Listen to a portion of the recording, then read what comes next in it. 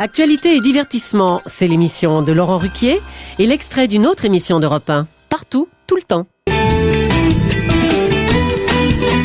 Être parent sans cesser d'être amant, c'était le thème de Faut qu'on en parle mardi entre 14h et 15h. Faustine Bollard était en compagnie du psychologue Yves-Alexandre Talman. Écoutons-les parler dans un instant avec Eric, un auditeur qui dit préserver son intimité de couple avec sa femme. Il y a des recettes tout simplement de logistique dans la maison pour pouvoir préserver sa vie de couple. Peut-être interdire l'enfant qui rentre dans la chambre sans frapper. Des petites choses logistiques qui permettent de préserver cette intimité si importante. Bien sûr. Alors, il y a des questions qu'on pourrait appeler architecturales, comme on va construire sa maison. Logistique. Certains couples, par exemple, ne vont pas mettre leur chambre à coucher attenante à celle des enfants.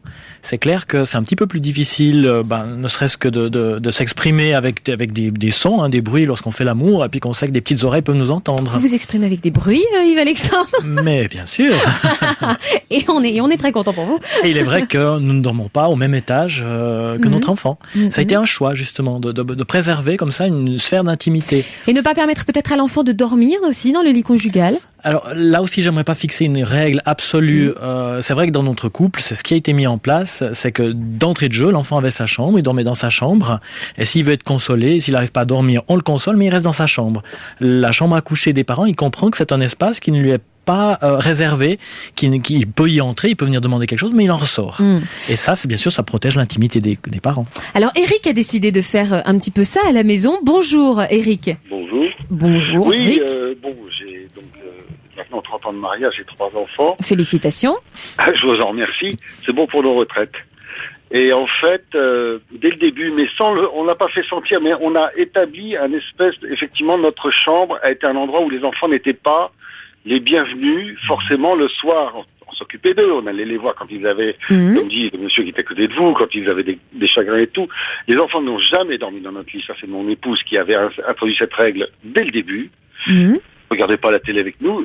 Je considérais, moi, qu'à partir de 8h, 8h30, j'avais fini mon rôle de père, comme j'étais rentré du bureau, et je m'étais occupé d'eux. Et puis après, je m'occupais de ma femme, elle s'occupait de moi. C'est vrai qu'on parle souvent, c'est très intéressant ce que vous dites, Eric, on dit souvent, une fois qu'il y a eu le temps des enfants, le soir, on passe au temps des parents, ils vont se coucher, et là, vous redevenez mari et homme. Oui, il faut dire que j'ai une femme extrêmement volontaire qui a elle-même joué le jeu. Parce que, vous parliez au début de l'émission de passion. Bâtir un mariage sur la passion, l'attrait physique à 20 ans, c'est très facile, mais ça tient pas.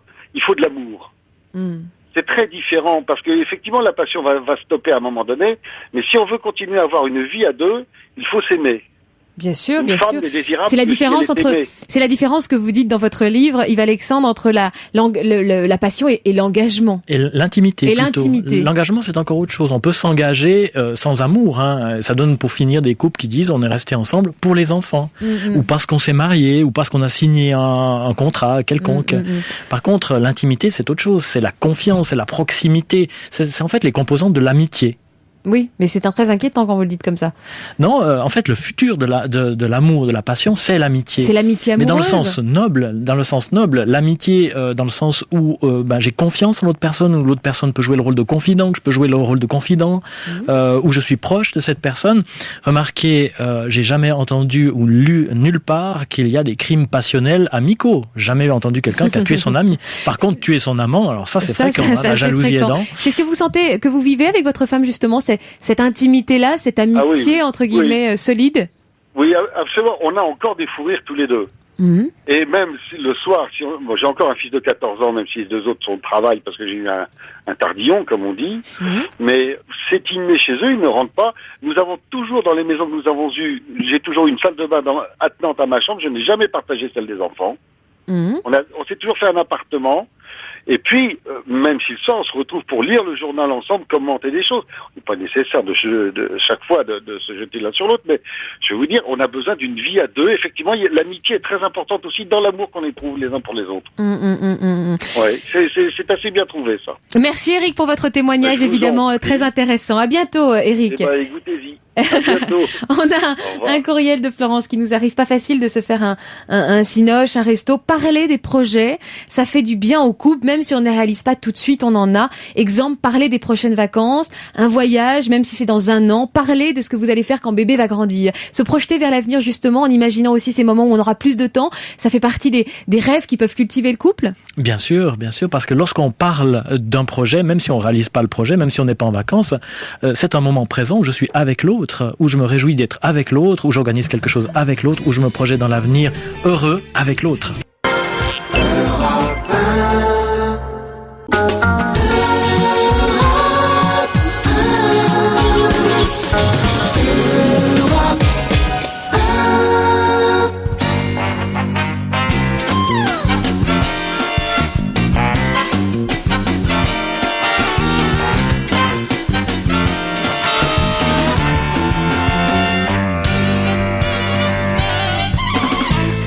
Bonjour et bienvenue sur Europe 1 jusqu'à 18h aujourd'hui. Vous allez passer 2 heures comme chaque vendredi avec Isabelle Motro, avec Philippe Alfonsi, pourquoi pas un vendredi Stevie Boulet, mais aussi avec le tandem infernal.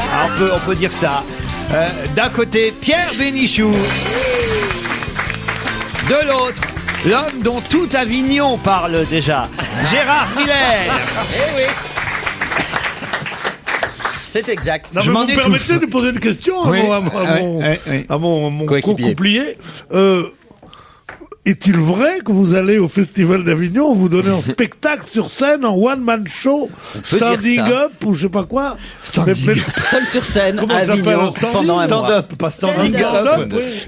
Voilà, mais avant tu nous fais ça, je serai à Avignon pendant 1 mois au festival. Mais vous ambitionnez quoi? Fernand Reynaud Non, c'est voilà, ça. Ça s'appelle, c'est comme une conférence, ça s'appelle La Conférence, et le titre de la conférence, c'est Les grands hypnotiseurs de Franz Anton Mesmer à Nicolas Sarkozy.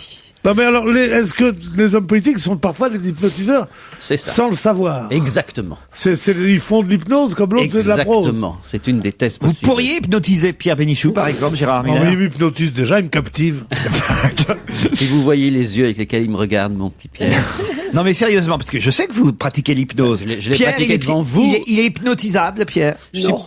Il faudrait vraiment que... Je sais pas, j'ai jamais été hypnotisé, mais Parce que moi, je l'ai vu s'endormir ici sans que personne essaie de... D'accord, là, mon Dieu.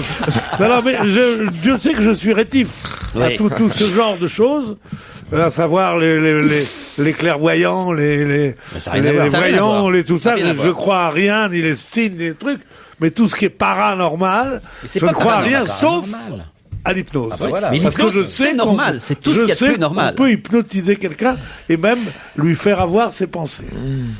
Lui quoi? La transmission de pensée existe, ça existe. Non, transmission de pensée, je suis pas sûr. Mais par exemple, là, Pierre, essayez d'aller dans mes pensées là. Qu'est-ce que je vais faire là? Vous êtes en communication avec moi? Pas du tout. Je vais poser des questions. C'est ça? Voilà, parfait. Merci Pierre. Vous voyez, ça marche. Ah, il est fort. Parce qu'il était temps qu'on aborde les questions du jour et l'actualité. Et dans le Figaro, on apprend aujourd'hui qu'il y en a quand même en France 20 000. 20 000, mais sur 20 000, il y en a seulement une dizaine de super. Mais c'est pas étonnant, je vais vous dire. Quand on voit la forme de Pierre Bénichou, qu'il y ait en France, et je donne tout de suite la bonne, 20 000 centenaires, c'est tout à fait normal. Et alors, la deuxième partie de la question? Il y en a vraiment 10 qui sont particulièrement en forme. En forme, c'est ça, non, super. C'est pas ça. Qui ont plus de 110 ans, par exemple. Exactement. Un super centenaire, c'est quelqu'un qui... je connaissais pas ce mot. Super centenaire, c'est quelqu'un qui a plus de 110 ans, qui a passé le cap des 110 ans. Et on a une dizaine de super centenaires. Vous vous rendez compte? Mais c'est les 110 premières années qui sont les plus dures. Après, c'est la 20 000 centenaires et une dizaine de super centenaires, plus de 110 ans. Excellente réponse de l'artiste du chien qui fume, Gérard Miller. Ah putain, de la pub 3 mois avant, ça c'est génial pour le spectacle. Ah oui. Ouais, dès que je trouverai une bonne réponse, j'aurai un peu de pub. D'accord, ok. D'accord. Ah putain, je suis sur le qui-vive. Ça fait déjà une personne au chien qui fume. ça doit remplir. Ah ouais? C'est tout petit. C'est tout petit? Mais oui, le truc du off d'Avignon, c'est tout petit. Mais il faut les remplir. C'est vrai que c'est petit. Il y a combien? 50 places? Non, moi je suis au Petit Chien, modestement. Et il y a Il est au chiot qui fume. Il y a le chien qui fume et le petit chien. Même le chien qui fume, je sais que ça a l'air d'un gag, c'est la grande salle à côté de là où il Non, passe. le chien qui fume, ça doit être 300 places. Le chien qui fume, ce Et qui le n'est pas petit rien. chien Et le qui petit fume chien doit être une centaine de places. Ah, vous êtes au chiot qui fume. Le chien qui fume, 300 places, 100 places tous les jours, il faut les remplir. Je suis pas du 100 tout sûr de le places faire, tous les c'est jours. pas si facile que ça. Pendant combien de jours? Pendant, c'est un mois, enfin 3 semaines, Tu un peu fais plus. tout Je fais tout le festival. Oula. Puis si jamais ça marche pas, il y a pas assez de monde, vous passerez au chiottes qui fume. Voilà. S'il n'y a pas assez de monde, c'est pas grave, on aura fait une expérience. Au chat qui pète. Vous Au chat qui vous pêche. mettez en scène vous-même? Ah, pas du tout, je suis mis en scène par la personne qui avait mis en scène le spectacle de Laurent dans lequel j'avais joué avec Stevie pour la première fois, c'est-à-dire Agnès Bourri. À Nantes, que peut-on voir flotter? Le drapeau du Tibet. Salaud! Toi, t'as pas de pub à faire. Stevie, rendors-toi. Stevie, c'est pas sympa pour Gérard qui espérait Mais avoir ouais, encore de la pub. Ah, ça Avignon, suffit, hein. merde. Bonne Après réponse 3 quarts d'heure. Bonne réponse de Stevie Boulet.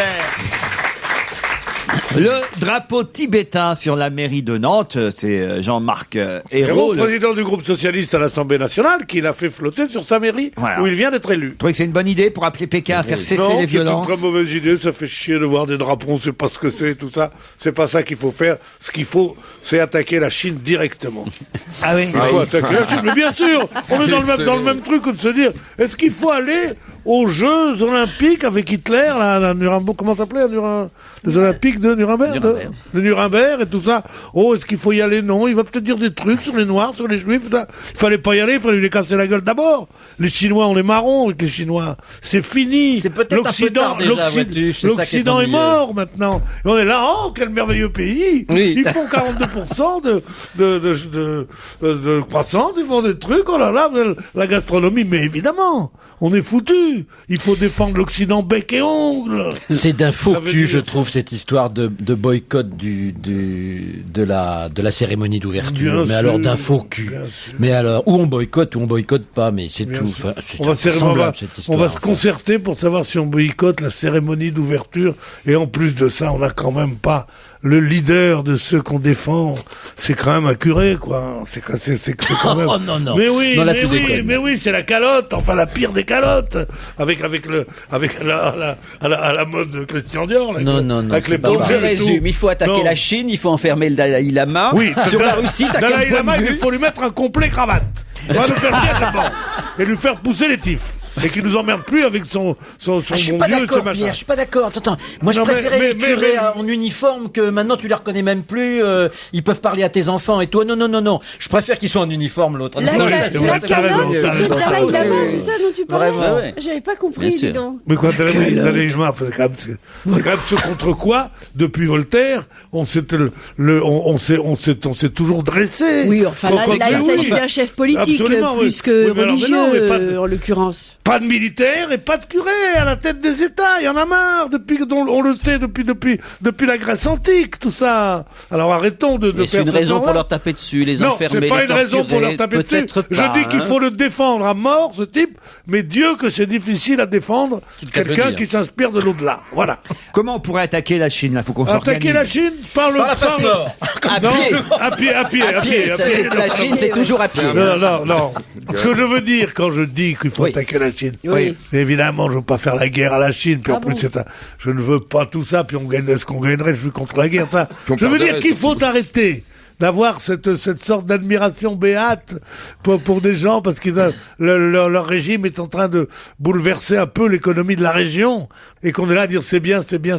Depuis Hitler, on sait que ce genre de choses, c'est la plus dangereuse du monde. Mais Ce oui. sont- Tu vas bah, pas c'est tout. comparer la Chine actuelle, si dictatoriale soit-elle, à Hitler. Quand Hitler a commencé en 33, des trucs on savait pas, c'est pas bien, les Anglais étaient pour les machins, les trucs. Après ça on a eu peur, puis il était trop tard, puis il a dit qu'il a juré sa bonne foi à Munich, puis après et puis quoi, Tu puis sais ce qu'il on a faudrait vu ce que faire, c'était. Pierre. Tiens, moi, j'ai Eh une bien idée. moi j'ai peur de ces gens-là. Moi, j'ai une idée. Et Il faut- aujourd'hui, j'ai eu peur d'Hitler, j'ai eu peur des Russes, et j'ai peur des Chinois aujourd'hui. Moi, ce que je propose, tiens, ce qui serait beaucoup plus intelligent qu'un boycott, c'est de faire exactement ce qu'ont fait les sportifs en 1936, au moment des Jeux de Berlin. Ils ont fait des contre-Jeux olympiques, ils ont fait des Jeux olympiques à Barcelone, ce que personne ne sait. Bah oui, Bon. bah oui, justement. Et oui, mais attends, mais si à l'époque ça l'efficacité. s'est su. À l'époque, tu avais énormément de grands sportifs qui sont allés à Barcelone et qui n'ont pas été à Berlin. Et voilà, faisons des contre-Jeux Faisons olympiques. des jeux à la ça. Non pas à la ça parce que c'est un peu occupé, mais pourquoi pas faire des contre-jeux olympiques? Et Oui, puis à voilà. Paris. Non, mais À ça, Paris, ça- par ça- exemple. Parce Tiens, qu'il c'est a bon, fallu- on a vraiment. perdu 2012. Voilà, on peut les prendre là, toc. Des compétitions de Vélib, des trucs... Non, c'est vrai, c'est Ah pas... ouais, bah, je me suis réveillé l'autre nuit, je vous assure, c'est pas uniquement parodique ce que je dis là.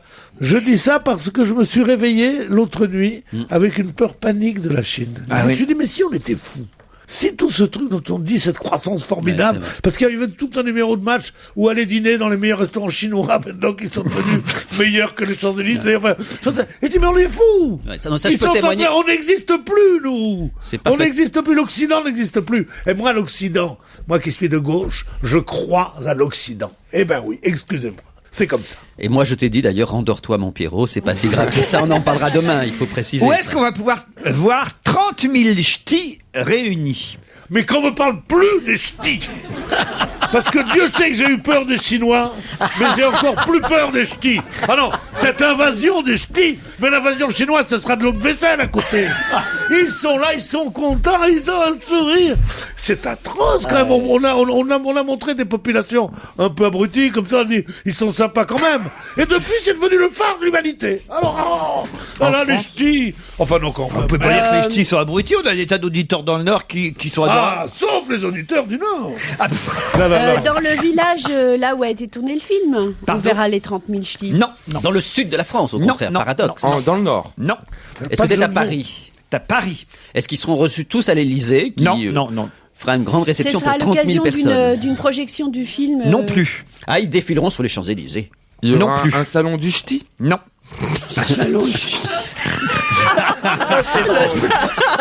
Remarquez, Il a raison, ça va arriver.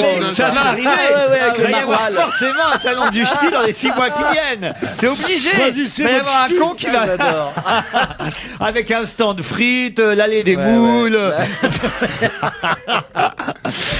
Ça va être dans un stade, parce que 30 000 personnes, ça peut être que dans un stade. Ah, mais pour le truc lance Mais exactement. PSG. Bonne réponse de Stevie Boulet. Alors, réveille-toi Gérard, ta pub, enfin voyons. J'allais dire dans un stade, j'allais Alors. le dire. Hein. 270 bus mobilisés pour amener les supporters de Lens au Stade de France afin d'affronter le Paris Saint-Germain en finale de la Coupe de la Ligue. Bon, D'ailleurs, Lens va gagner. ouais, mais enfin c'est quand même la moins passionnante des coupes, la Coupe de la Ligue. PSG va gagner par 3-1. Non, Lens va gagner 1-0. Ouais, on en parlera tout à l'heure avec Roger Zabel que nous aurons au téléphone et qui nous fera Comment il va, Roger? un point sur le week-end sportif. Il va pas mal, Roger. J'ai deux noms bien français à vous proposer, cher Pierre Bénichou, et dont on parle dans la presse aujourd'hui étonnamment. On a mis du temps pour en parler. De Jean Cusson et de Marine Duval. Oui. Pourquoi? On a mis du temps à en parler parce que jusqu'à présent, On ne ne savait pas qu'ils ne les connaissaient pas. Faut bien le dire. Jean Cusson et Marine sont connus Duval. Ils ne sont pas connus. Ils sont connus depuis aujourd'hui. Et ils ont fait quelque chose? Rien du tout. Et ou simplement, ils ont par exemple le 100 millième ou le 15 millionième. Pour vous dire, Jean Cusson est Visiteur des décédé. ch'tis. Jean Cusson est décédé en 1718. Ouais. Voyez. Et Marine Duval, elle, est décédée dans les années 1600 et quelques. Oh là Ah oui. là là là. Ah oui. Ils ont des noms très modernes. Oui, c'est vrai. Marine Duval, on la voit bien Sur une scène. la liste de Ouais. Madame de Panafieux. Voilà. Oui, Marine Duval. Marine, là, c'est hein. drôle. Et Ils comment étaient va Jean amants. Cusson? Bon, bah non. c'est toujours pareil, lui. Bon. Est-ce Quel que bonnet de nuit, ce Jean Cusson. C'est fou. Tu ne l'as jamais vu danser le menuet, rien du tout. Il y a la guerre, hein? Est-ce que Ah, leur, c'était le leur- valet et la gouvernante du roi. Non.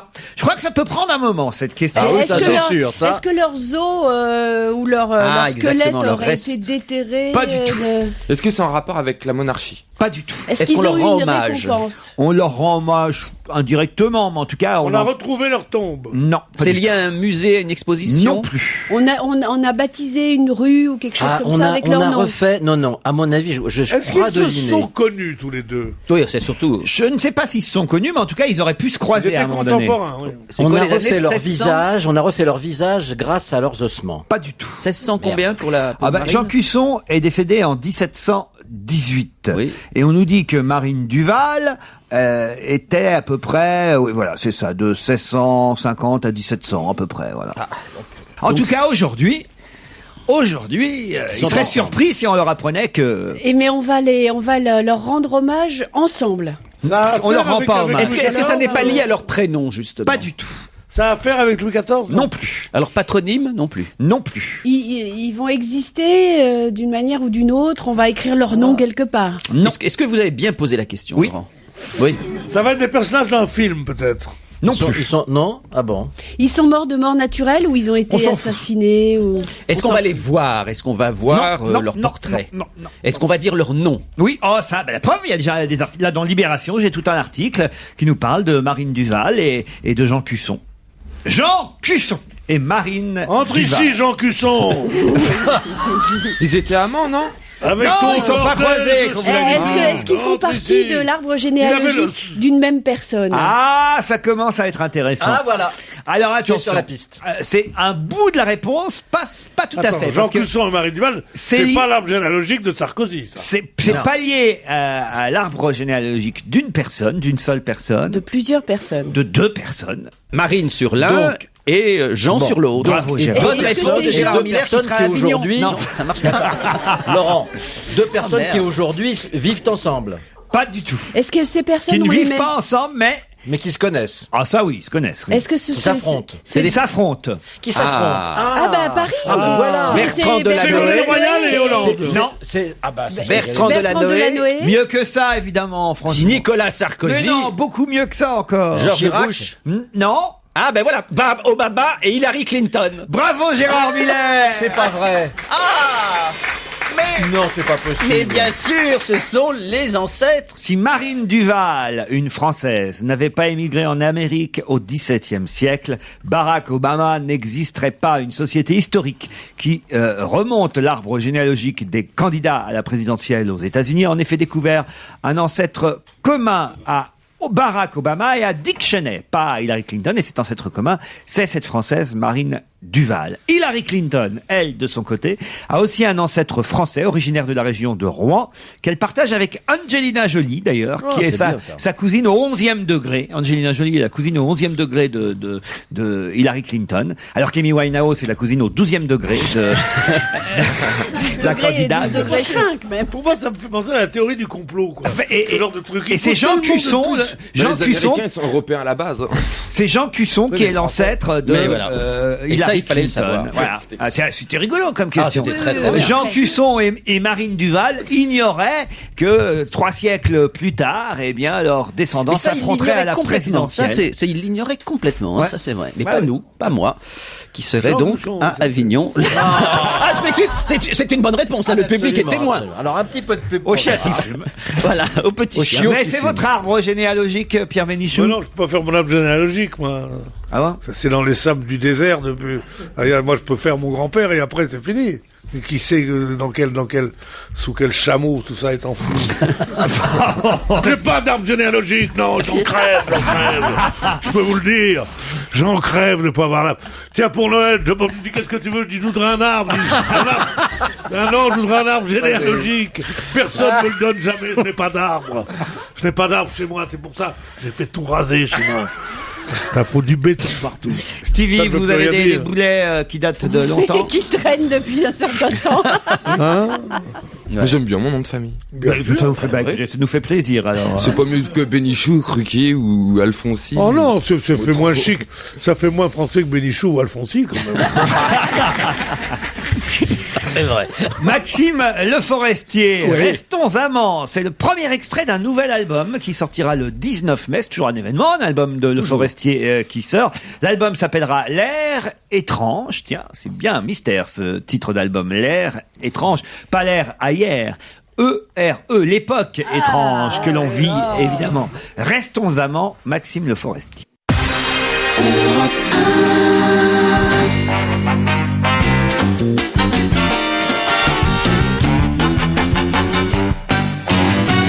3600 infirmières d'Angleterre ont été interrogées pour une enquête publiée dans le magazine The Nursing Times.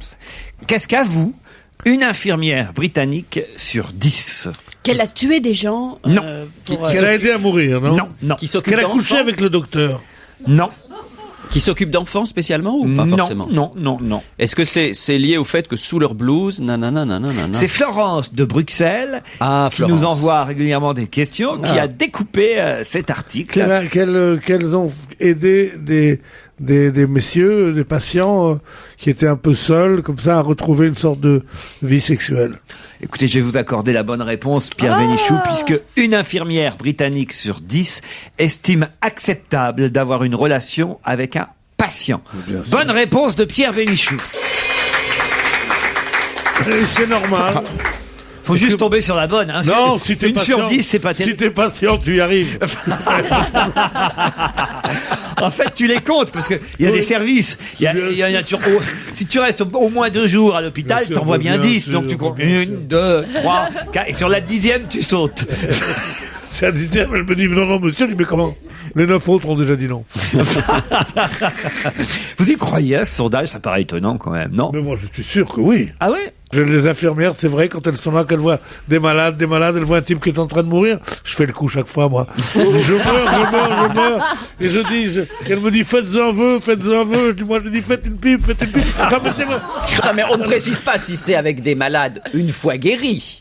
Car c'est peut-être ça aussi. C'est pour fêter la guérison. Non, mais en plus, elles disent acceptable. Elles disent pas qu'elles le Virginie, font. qui est infirmière à Bruxelles, témoigne. Elle dit qu'elle a eu une relation pendant quelques mois avec un patient qui est resté hospitalisé de nombreuses semaines. Elle dit, je m'occupais souvent de lui, il n'avait pas beaucoup de visites. Et puis voilà, au début, nous l'avons caché, cette relation. Mais comme il pouvait pas sortir de l'hôpital, ça n'a pas tenu très longtemps. On m'a demandé de rester discrète. Personne ne m'a interdit de le voir. Pendant mon temps libre, j'enlevais ma blouse, j'y retournais. Et là, je commençais à le caresser. Arrête, j'ai enlevé ma blouse, arrête. C'est trop. Mais je le caressais doucement. D'abord derrière la nuque, ensuite dans le dos, je remontais sur le torse avec mes doigts. Quoi? Non mais j'invente là. J'en étais sûre. Pensez pas que c'était écrit dans l'article quand même. Enfin franchement, qu'est-ce que vous êtes con alors. Ça marche toujours ça. Ben oui. Je vous le fais une fois par mois, ça marche. Hein. Mais oui. Ah là non, là. mais là aussi, quand elle dit dans l'article, tu sais le passage que tu nous as pas lu là où elle dit, puis vraiment, il ne faut pas dire que parce qu'ils sont des patients, ils sont pas à la hauteur, ils baissent comme des malades, elles disent. C'est bon. Pardon pour cette question un peu personnelle, mais pourquoi l'émission On n'est pas couché va-t-elle être un peu plus longue encore que d'habitude cette semaine? Parce que on s'en lasse pas. Mais c'est très simple. Moi, je vais vous dire, c'est parce qu'il y a les Chinois qui s'en un lassent. changement d'heure et que nous passons à l'heure d'été. Bonne réponse de Gérard Miller. Il va encore parler de son truc à Avignon. Oh non, je sens ça serait exagéré de parler d'Avignon encore sous prétexte que je suis au Petit Chien pendant tout le festival off avec un spectacle que j'ai écrit et que mettre en scène Agnès Brouille, je trouvais ça exagéré. À 2h du matin, il sera 3h. Oui.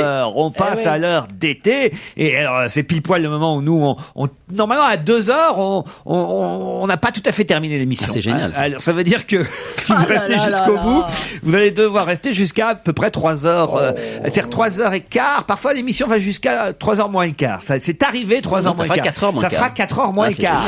Bon, donc on l'a fait un peu plus courte en fait. Hein. Ah, d'accord. Bah oui. Enfin, je dis ça, vous vous démerderez. Hein. Ou alors elle commencera à l'heure. Non, ça c'est pas On va possible. dormir 1 heure en moins. Vous vous rendez compte un peu. Pierre, c'est agaçant tous les ans ce truc-là. Oh, et moi je m'entraînerai pas sur cette discussion. Faut-il dormir moins, plus, machin.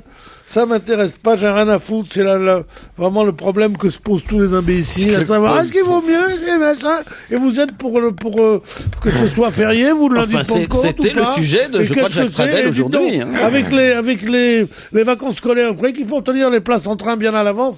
Mais j'en ai rien à foutre de tout ça, moi. Moi, j'ai la Chine qui m'arrive sur la gueule. Ouais, vous croyez que je pensais ce que c'est qu'une heure de plus ou une heure de moins? Non, mais sérieusement. Ouais. C'est combien de millions de Chinois? Plusieurs. Mais oui. 1 milliard, c'est 100 000.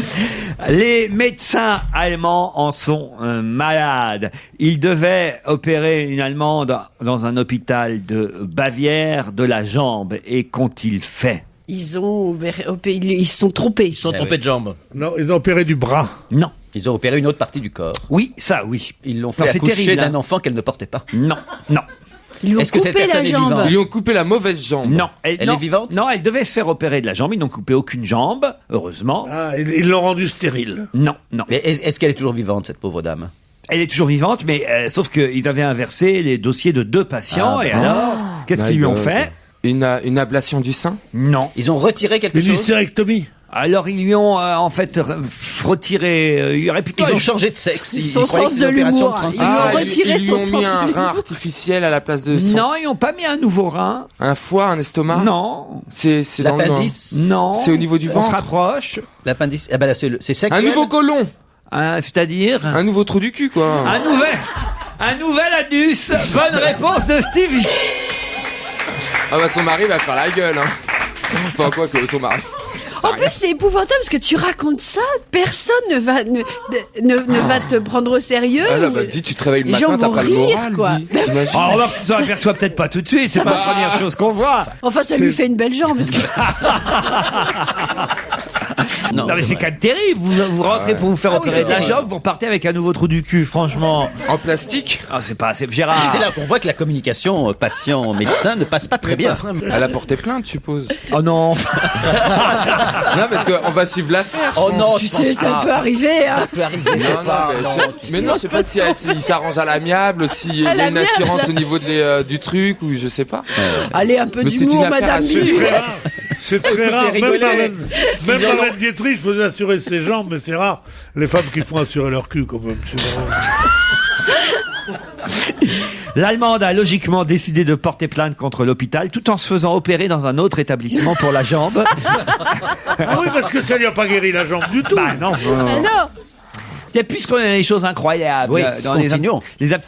j'aime bien le vendredi là qu'on termine la semaine avec des petites informations Oui, c'est amusant. étonnantes. Tellement rire. C'est amusant, ça fait rire Oui, tout le monde. on rigole, on Là, rigole. c'est un peu moins grave. C'est une américaine qui a raconté que jeudi dernier, la sécurité d'un aéroport à Los Angeles, la sécurité de cet aéroport, lui avait demandé de retirer, et ils lui ont même forcé la main, puisqu'ils lui ont donné des tenailles, et ils l'ont aidé avec des tenailles à retirer quoi? Des dents? Un Ses piercing dents? qu'elle avait sur une partie assez intime de son anatomie. C'est-à-dire où?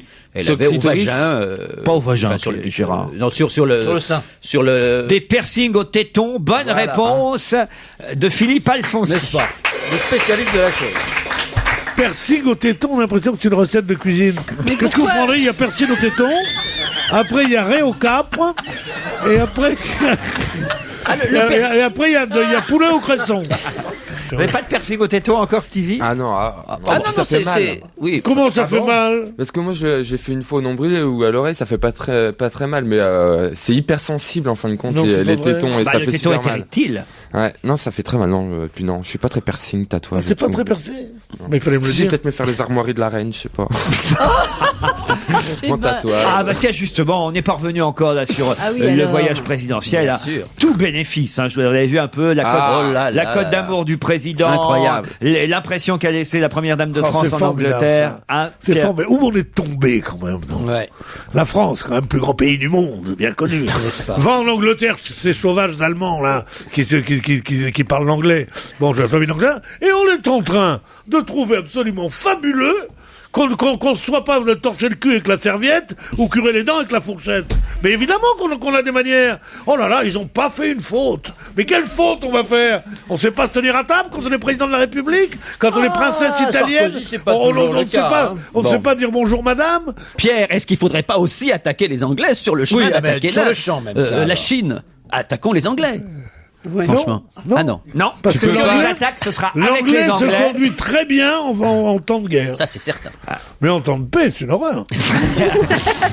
Ça a été l'essentiel du discours de Monsieur Sarkozy hier. Il a dit voilà, nous sommes amis. Si un jour il devait se passer quelque chose de terrible, évidemment, les Anglais et les Français seraient ensemble contre Tu penses l'ennemi. que ce qu'il a à perdre? Les Anglais, ils nous ont sauvé la vie. Churchill nous a sauvé la vie, bien sûr. Mais je veux dire, quand même, quand on pense les couleuvres qu'on avale, et lui qui s'est cru obligé de dire le modèle économique anglais, le modèle anglais, dont on sait que les inégalités ont été multipliées par mais 4. lui, il Madame aime. Thatcher a été bien pire que les Bush et que ne sont les autres. Et il va dire, We have a model. Est-ce qu'il sait ce qu'il dit? Même est-ce que je sais pas, moi. Les 10 journaux quotidiens britanniques ont publié en tout 75 photos de Carla Bruni-Sarkozy. C'est la nouvelle Lady Di là-bas. Ah, c'est la nouvelle Lady Di. Bah oui, mais les Anglais, ils aiment bien, non, les femmes. parce qu'ils n'auraient pas osé publier des photos de Lady Di à poil, et ils ont fait ça. Et ça, moi, je suis... Moi, je vais te dire un truc, Marcel. Je suis Sarkozy. J'arrive en Angleterre. Je vois une photo de ma femme à poil. Je lui dis, qu'est-ce que j'ai dit? Carla fait les valises. Et on rentre. Ça veut dire ça. Tu vas en visite officielle, visite d'État. Je suis d'accord. Et tous les journaux posent une photo de cette femme à poil. Mais on se rendait pas compte dans quel... J'ai l'air d'un vieux con, mais dans quel monde on vit? La presse britannique est rigolote quand même. The Sun montre une photo de Carla Bruni à côté du président et fait un article qui est titré « Qui est le petit gars à côté de Carla ?» Bah oui, vous connaissez, c'est la référence à Kennedy. Évidemment, c'est quand même fou. Hein. Elle a éclipsé le président de la République. Vous voyez De Gaulle disant « Je suis le petit gars à côté d'Yvonne ». En même temps, il n'y aurait pas eu de photo d'Yvonne à poil non plus. The Guardian a jugé que seule Carla, c'est écrit dans The Guardian, que Carla est capable de rendre le sourire aux vieux tromblons de Westminster. Ils sont quand même durs avec eux-mêmes, hein, les vieux tromblons. Oui, mais ça, on connaît toutes ces tournures, tous ces machins pour dire soi-disant on a de l'humour aussi sur nous-mêmes. Et ils font de la dégueulasserie, la presse anglaise, dont on dit la presse que tout le monde veut imiter, les journaux anglo-saxons. Il a été formé à l'école américaine, l'école anglaise. La presse anglaise, c'est la pire du monde. Ils ont inventé la presse caniveau. Ils nous racontent un détail. Il y a un détail que nous raconte quand même la presse britannique, Philippe Alfonsi. Autant vous dire, ça va vous plaire. Un détail qui intrigue la presse britannique. Le couple présidentiel aurait filé à l'anglaise pendant le dîner d'État mercredi soir à Windsor, esquivant la réception qui suivait le banquet, histoire de faire un câlin au château, affirme The Sun. Ils avaient toute la nuit pour faire ça. Qu'est-ce que c'est que ces histoires à la con?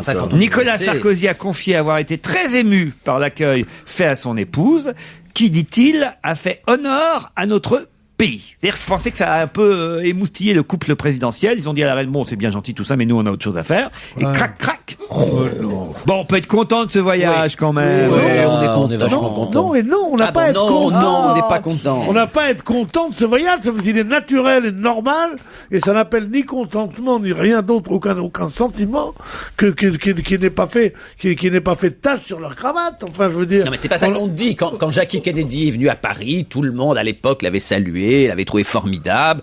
Voilà. Mais Jackie Kennedy, c'était formidable. Pourquoi? Elle était française, d'origine française.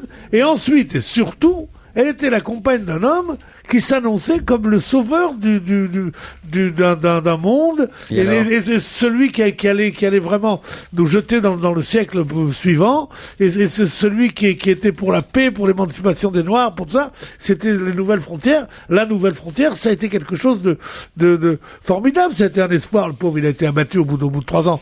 Mais ce type-là, c'est vrai que cette confrontation entre De Gaulle et Monsieur Kennedy et Madame Kennedy, c'était drôle parce que c'était 2 conceptions de l'histoire, c'était une chose vraie. Mais là, on a quoi? Un mannequin et un mec qui vont chez la reine d'Angleterre qui dit « Ah, ils ont pas pété. » Non mais... non mais sérieusement. Allez, on se retrouve après la pub, tout de suite.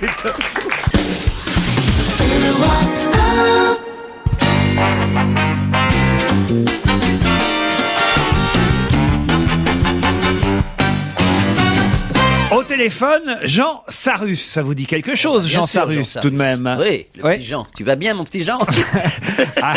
Alors, je suis sûr qu'il y en a pas un qui sera capable de le dire. Pierre Bénichou, Jean Sarrus. Bien sûr. Le grand Jean Sarrus.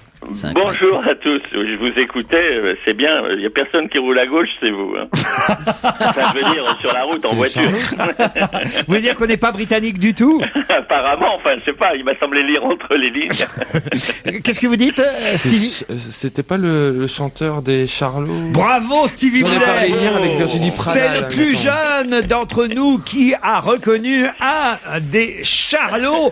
Bonjour, Jean Sarrus. Bonjour, ravi de vous avoir au téléphone parce que j'ai entre les mains quelque chose que ceux qui ont adoré les Charlots dans les années 70, ceux qui ont chanté les Charlots. 1870. Non, 1970. Et aussi au début des années 80 quand même. Et qui sont allés voir leurs films aussi, qui ont été des énormes succès, rappelons-le quand même. Parce que moi je courais dès qu'il y avait un film des Charlots à l'époque qui allait être... Oh non mais je vous jure que c'est vrai. Je savais que tu étais un homme de goût, Laurent. Ah mais moi mon préféré, vous voulez que je vous dise, c'est celui avec Francis Blanche, La Grande Java. Ah, c'était bien. Oh là là, c'était frais, on va dire. Hein. Ah, mais c'était rigolo, voilà quoi. C'était pas prise de tête, c'était rigolo. Comme disait Claude Zidi, c'est du cinoche. Voilà, c'était parce que Claude Zidi qui avait réalisé ce film. Eh bien moi, écoutez, j'étais pas un fan de vos films. Oui. Mais d'abord, j'avais une admiration sans borne pour le Porthos. Comment il s'appelait? Louis Rego, que j'ai trouvé génial pendant tout le temps où il était sur France Inter. C'était formidable. Et surtout, pour votre parodie des Beatles. Votre parodie des Beatles, c'était fantastique et ça montrait à quel point ces gens qui passent maintenant pour Mozart, Louis Armstrong et Jean-Sébastien Bach réunis étaient en fait des charlots. Des charlots. D'une mièvrerie hallucinante. Oh, mais décidément, il n'aime pas les Anglais. Vraiment pas anglais aujourd'hui. Il faut qu'il rende hommage à Denis Dran. En tout cas, dans les mains, j'ai le CD Les Charlots 2008, un best-of avec 11 tubes. Évidemment, parmi les 11 tubes, il y a un de nos préférés, parce que pour ceux qui n'ont pas vu les films des Charlots, mais qui n'a pas vu un film des Charlots parmi ma génération, il y a au moins les tubes qu'on connaît tous. Ce tube-là, par exemple. On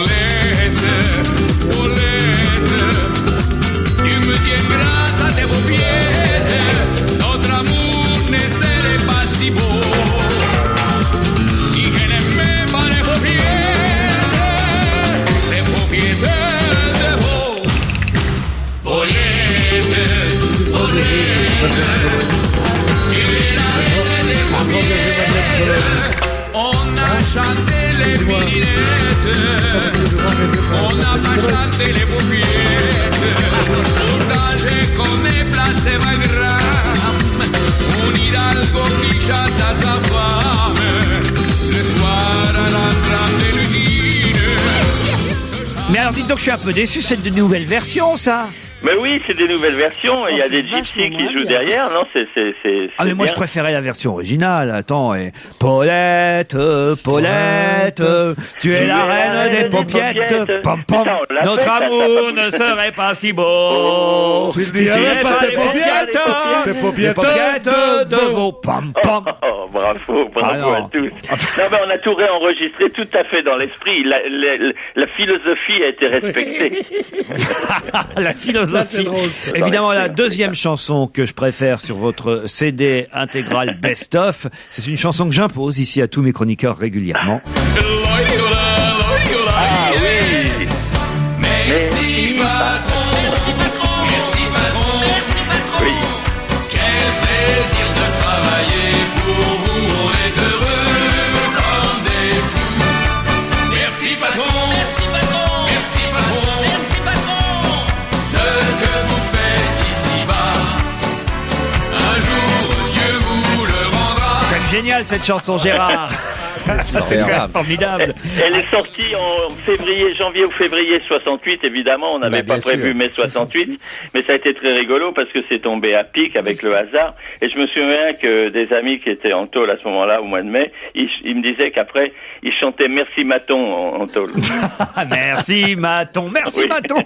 Et alors il y a eu l'époque, ça c'est un peu plus tard, plutôt années 80, l'époque des parodies des grands tubes du top 50, et comme il y avait l'aérobic de Véronique et Davina, vous aviez fait l'apérobic.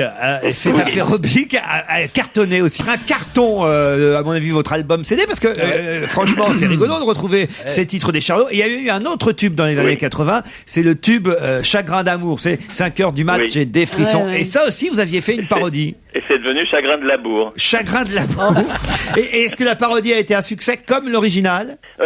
Oui, on était dans la même maison de disque avec Vali, on était chez Barclay. Je me souviens quand ils ont été chercher leur platine, nous on avait été chercher un disque d'or. Et c'était très rigolo. Vous avez vendu plus qu'eux en fait. Non, moins qu'eux, mais quand même c'était formidable, c'est une très belle vente. Chagrin de Labour. 5 heures du mat, le réveil sonne, debout là-dedans, jusqu'au bobonne.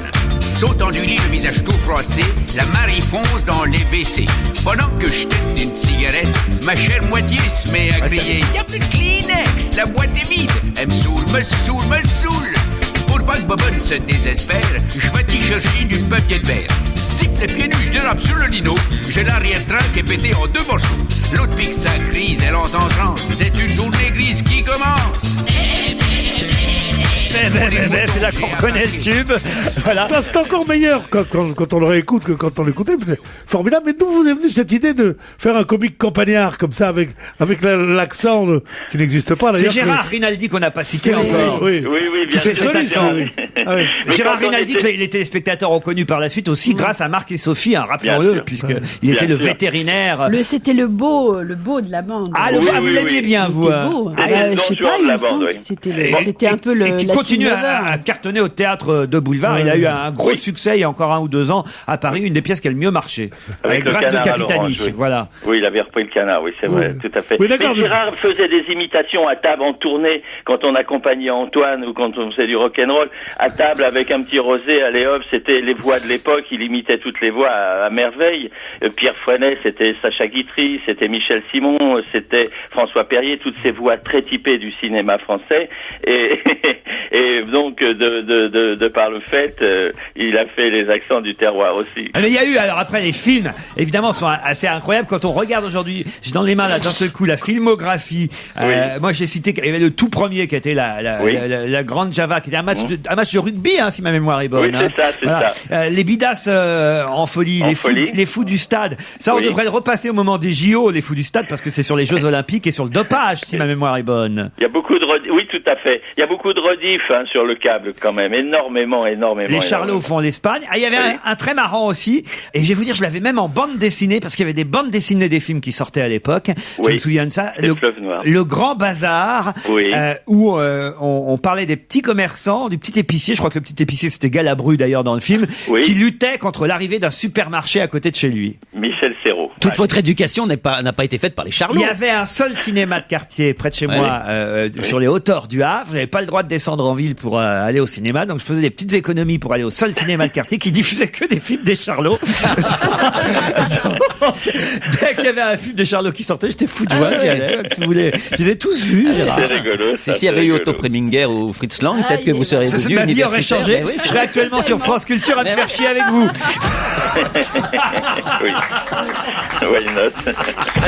C'est poli de dire ça alors qu'on a un artiste au téléphone à qui on est en train de dire que ses films sont très bien. Vous dites, si vous avez été Preminger ou machin, Preminger d'abord est un metteur en scène nul, et en plus de ça, je vois pas pourquoi vous insultez Monsieur Charlot. Mais je n'insulte pas Charlot. C'est bien Charlie Chaplin qui est au téléphone, non? On l'a rencontré parce qu'on a tourné avec sa fille, oui. Vous avez rencontré Charlie Chaplin? Oui, on avait tourné avec Joséphine Chaplin dans Les Trois Mousquetaires, justement. Et on s'était rencontrés. Je lui avais demandé si son père nous avait vus par curiosité. Effectivement, oui, il avait voulu savoir ce que c'était que ces petits Français qui avaient pris ce nom-là, voilà. Parce qu'il y a eu effectivement la Grande Java, les Bidas en folie, les Fous du Stade, les Charlots font l'Espagne, le Grand Bazar, les 4 Charlots mousquetaires, c'est là que vous avez rencontré Charline Chaplin, j'imagine. Oui. Les Charlots en folie, à nous 4 cardinals, les Bidas s'en vont en guerre. Trop c'est trop. Bon baiser de Hong Kong, où vous avez tourné avec le sosie de la reine d'Angleterre et Léon Zitrone. Oui, et Mickey Rooney, oui, absolument. C'était très très sympa, très rigolo. Les Charlots en délire. Bon, les derniers étaient un peu moins bien, à part peut-être les Charlots contre Dracula. Qu'on a eu un immense plaisir à écrire, on s'est vraiment marré, on s'est fait plaisir. Mais ça encore, on a écrit un scénario en 1 mois parce que on avait un scénario, Jacques Dorfman et Vera Belmont nous avaient proposé un jeune metteur en scène et ça nous convenait pas, il avait pas fait de film avant, alors le pauvre, il avait écrit un truc super mais ça nous plaisait pas trop et on lui a dit, il était triste, il s'est effondré et il a dit bon je vais faire un autre film. Et on lui a dit oui, tente ta chance, c'est pas grave, tu sais. Et c'était Jean-Jacques Benex. Et après ça, il a tout dit. On a dit non à Jean-Jacques Benex. Non mais il y a que les Charlots pour ça. C'est peut-être un service qu'on a rendu au cinéma d'ailleurs. Je suis en train de réaliser qu'il y a encore un succès là qui manque sur votre compile. C'est si tu ne veux pas, si tu ne veux pas, si tu ne veux pas payer d'impôts, cache ton piano. Oui, c'est vrai. Chantez pas trop fort, Pierre Bénichou commence à s'endormir. C'est l'heure. Puis alors, quand on se parlait avec Gérard, quand on a recommencé les séances avec Rinaldi, j'ai dit, mais si on s'était pas séparés, si on avait continué, on ferait quoi aujourd'hui? Et tous les deux, on est tombés d'accord sur du rap, du slam, on ferait quelque chose comme ça.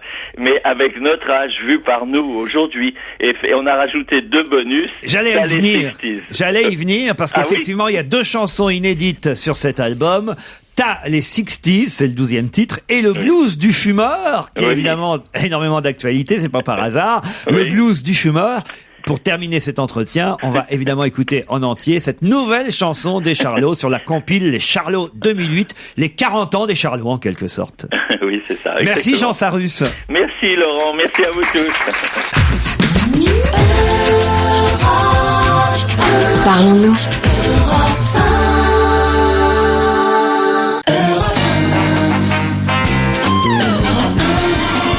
On va se gêner, c'est la 2e heure, toujours avec Stevie Boulet, Isabelle Motro, Philippe Alfonsi, Gérard Miller, Peter Bénichou.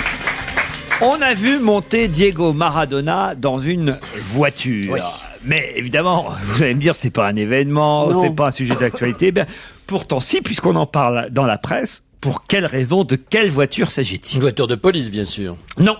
Une ambulance. Non. C'est la voiture de quelqu'un, c'est cette personne qui est importante? Oui, évidemment. Bravo Isabelle. C'est la voiture de Britney Spears? Non. Diego Maradona avec Britney Spears, ça peut donner. Très insolite. Ça peut donner. Il rentrait pas dans la voiture peut-être. Ah si, il est rentré dans la voiture. C'est aux États-Unis? C'est pas la voiture qu'il est rentré dedans, non. Non. Pardon. Aux États-Unis que ça s'est passé? Justement, si vous connaissiez mieux et bien l'actualité, ça vous ferait tout de suite Tilt, voilà, exactement. Et vous auriez la réponse. Parce que c'était dans la voiture de Fidel Castro. Non. C'était en Angleterre. Non. Il était où alors? À votre avis, Diego Maradona, il est où? En Argentine. En Argentine, on avance. Oui. Bravo, Stevie. Buenos Aires. Voilà, alors, si vous connaissiez l'actualité, a-t-il dit avec méchanceté? Qu'est-ce qui se passe à Buenos Aires actuellement? Il est monté dans une voiture de course. Oui. Mais voilà, celle de Schumacher, pas de Schumacher, de... Comment il s'appelle? Hamilton. Allez-y. Loeb. Sébastien Loeb, il est monté dans la voiture de rallye de Sébastien Loeb. Bonne réponse de Philippe Alfonsi, puisque ce week-end, c'est le rallye d'Argentine, rallye d'Argentine, que doit remporter Sébastien Loeb s'il veut.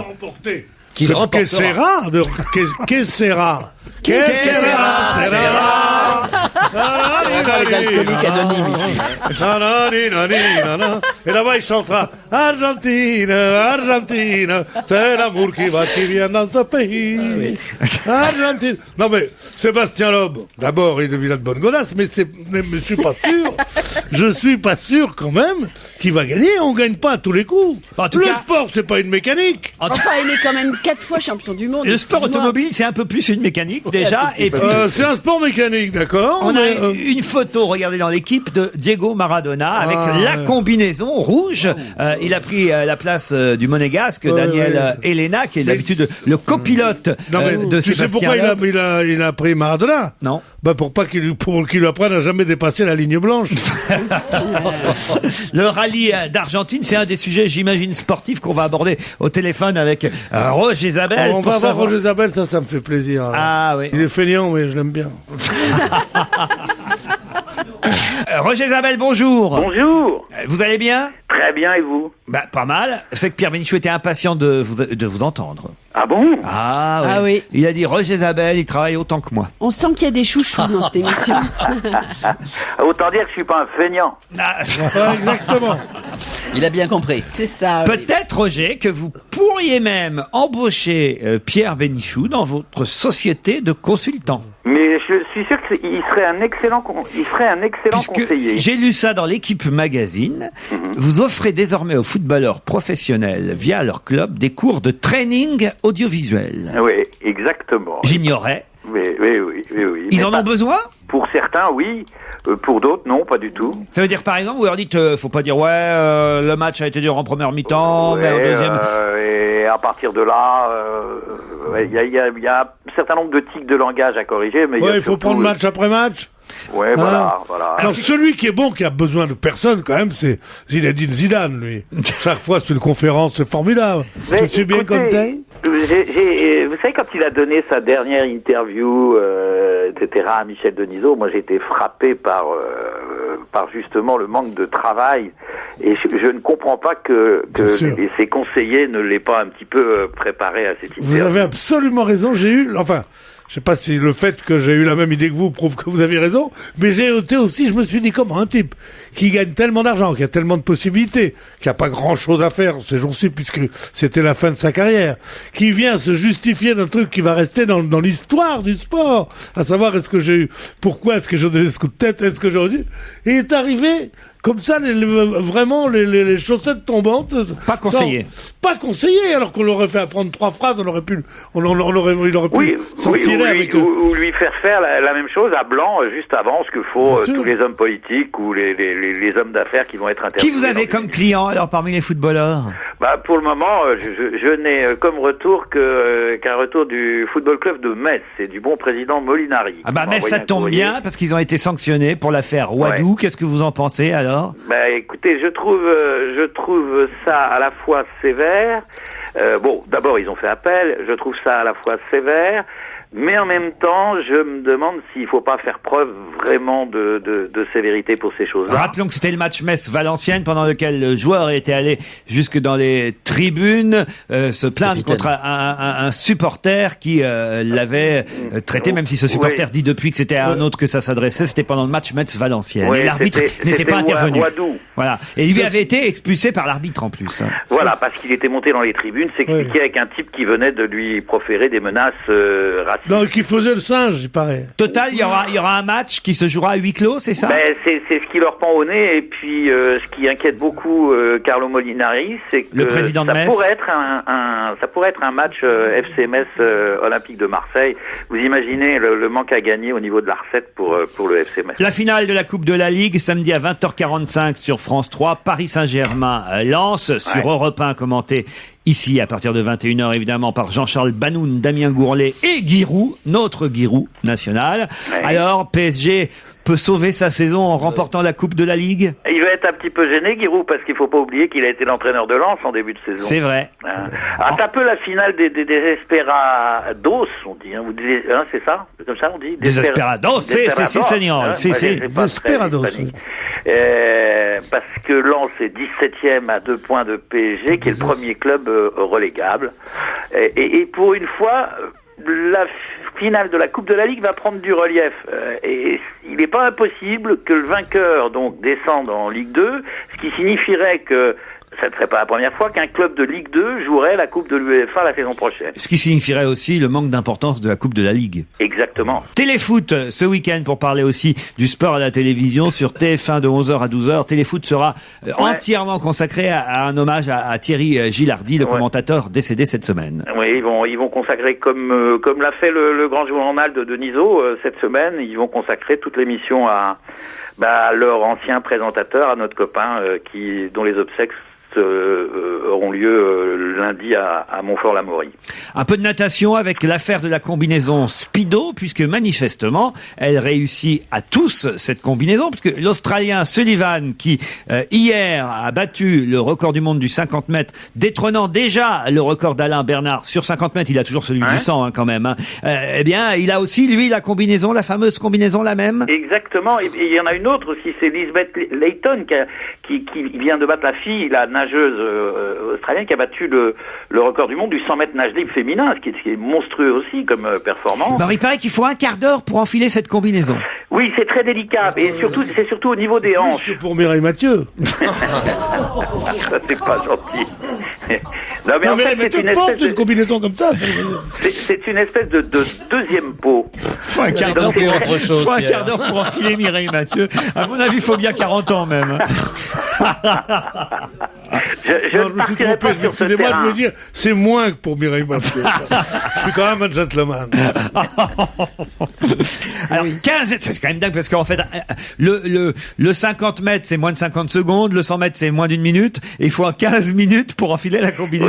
Oui, enfin, entre 10 et 15 minutes, parce que il faut que ce soit fait très délicatement, il faut que la combinaison soit bien placée le long de la peau, qu'il n'y ait pas de plis, et il faut que quand on arrive en haut, parce qu'on la passe par le bas, elle soit parfaitement adaptée aux endroits. Parce qu'en plus, il y a des plaques de silicone. C'est ce qui fait l'originalité de cette combinaison. Des plaques de silicone, c'est la nouvelle invention qui permettent une meilleure flottaison, une meilleure pénétration dans l'eau.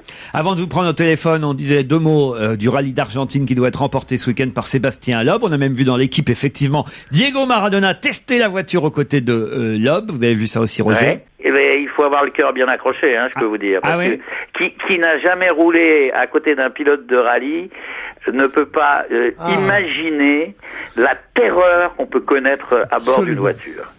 C'est véritablement une terreur. Le rallye, vous avez l'impression que vous allez sortir de la route en permanence, puis là, il n'y a pas de glissière, il n'y a pas de barrière. C'est-à-dire que si vous sortez, vous tombez dans le trou, dans le ravin. Et alors vous vous dites toujours, mais vas-y, mais freine, bon Dieu, mais freine. Et alors il y a des freins, ils sont surpuissants. La voiture, elle s'arrête sur pratiquement 10 mètres avant le virage, quoi. C'est monstrueux. Il a dû avoir une belle frayeur quand même, Diego Maradona. C'est bien de raconter ça parce qu'on n'entend pas souvent finalement comment ça se passe exactement à l'intérieur de la voiture. On vous remercie, Roger Zabel, et on se retrouve dans un instant après la pub. Bon week-end.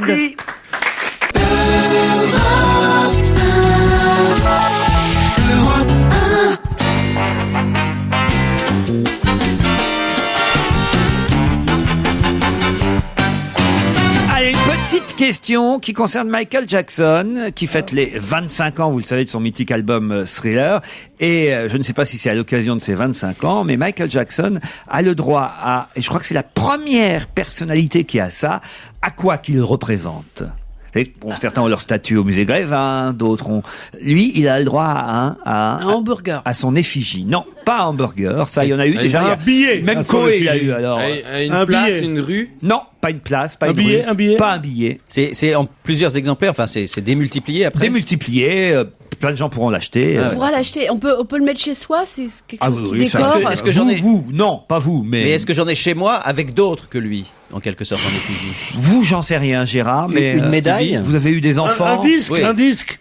Une poupée Barbie. Un iPod. Non. Mes enfants en ont eu. Pas une poupée Barbie. Une poupée quand même. Un Ken. Pas un Ken.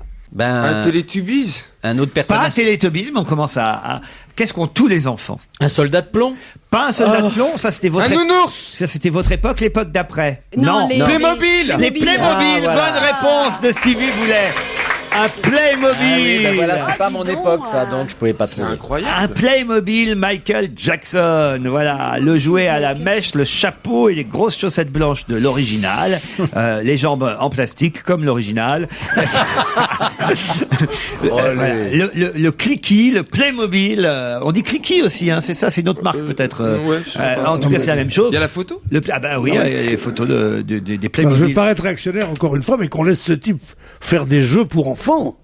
Là, je veux bien qu'il aille pas en prison, je veux bien que la pédophilie soit très bien, je veux bien tout ce qu'on veut. Génial. Mais pas Franchement, qu'on c'est se vende des jeux pour enfants C'est vrai, faits j'avais par pas Michael pensé. Jackson. Non mais sérieusement. Il est pas Et Fourniret, pédophile, comment il va lui? Fourniret, il paraît qu'il fait des guépières pour jeunes filles. Non mais sérieusement, c'est incroyable cette chose-là. Non mais où va mon pays, l'Amérique? Non mais sérieusement. Retour en Angleterre, grâce à vous, Philippe Alfonsi, parce voilà. que je trouve que dans les commentaires du voyage présidentiel cette semaine, on a beaucoup parlé du président Sarkozy, c'est normal. Encore plus de Carla Bruni, Sarkozy, c'est normal aussi. On a un peu parlé de la reine d'Angleterre, de Gordon Brown, mais une fois de plus, il y a quelqu'un qui est un peu passé inaperçu. Et pourtant, il a eu le droit quand même de rouler dans le carrosse avec, on sait pas ce qui s'est passé, avec Carla Bruni, Sarkozy. Elle avait la banane, elle avait l'air de rigoler. C'est le duc d'Édimbourg, Philippe d'Édimbourg. Alors, on le connaît pas très bien finalement. Alors, faire le portrait de Philippe, duc d'Édimbourg, c'est un petit peu comme si vous me demandiez de rendre compte d'une pièce de théâtre en faisant le portrait du hallebardier, quoi. En gros, c'est à peu près ça, hein. C'est le type qui est accroché à sa lance avec son casque, etc., et qui dit jamais un mot. Bon. Lui, c'est pareil. Le mari de la reine, hein. Voilà, le mari de la reine, c'est pareil. Il est là, il est bien présent, hein. Toujours, quelques pas en arrière de son épouse, le dépassant de son long cou et de son long nez, et puis voilà. On n'en sait absolument pas plus sur lui. C'est à peu près tout, oui. Alors, on connaît sa date de naissance, je vais vous la donner. C'est un grand secret d'État. Il est né le 10 juin 1921, s'il vous plaît. Hein, ça, c'est vachement important. On sait également la date de son mariage avec la reine, 47. Bon. Et la date de sa mort, on sait déjà, non? On sait pas encore, mais on le saura bientôt. On sait tous ces titres dont on se tape complètement. D'ailleurs, ça, c'est absolument inintéressant. On apprend quand même qu'il est le fils. Alors ça, je ne le savais pas, mais qu'il est le fils du prince André de Grèce et du Danemark, et qu'il a dû donc renoncer à sa nationalité grecque pour devenir le mari de la reine d'Angleterre, qu'il a dû renoncer aussi à toutes ses prétentions, à tous ses titres en Grèce et au Danemark, etc., pour pouvoir devenir prince consort de la famille royale. Voilà. Ça, c'est des choses qu'on apprend dans le truc officiel, dans ça. Bon.